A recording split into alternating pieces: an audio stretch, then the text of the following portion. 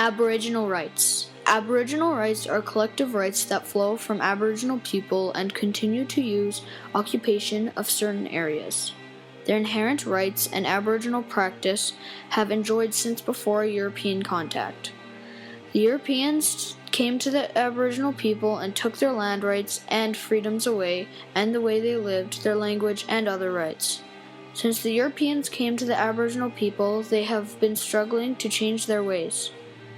Although some Europeans were good and came to share with the Aboriginals their faith, medicines, and new technologies to make their lives easier, some came to take advantage and make life worse for Canadians' First People.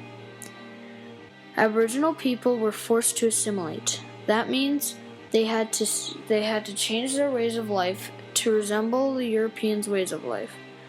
This was very difficult because it was such a different way of living. Not only was it difficult because they had to change their way of life, but it was also difficult because they didn't have their original rights and freedoms they normally had.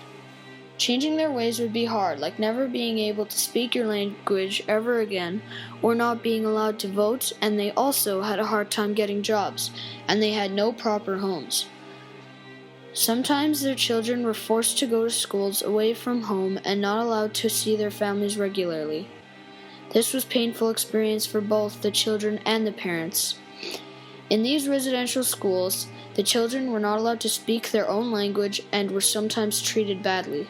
Missing the love of their families, some were also abused by the teachers and staff, making it even worse. The parents were not given the rights over the education of their own children. They were forced to let them go to these boarding schools even though they did not agree with how their children were treated. One sad example of this abuse of Aboriginal rights happened in Haida Gwaii, formerly the Queen Charlotte Islands, in 1862. Some Haida Gwaii people traveled to Victoria to trade.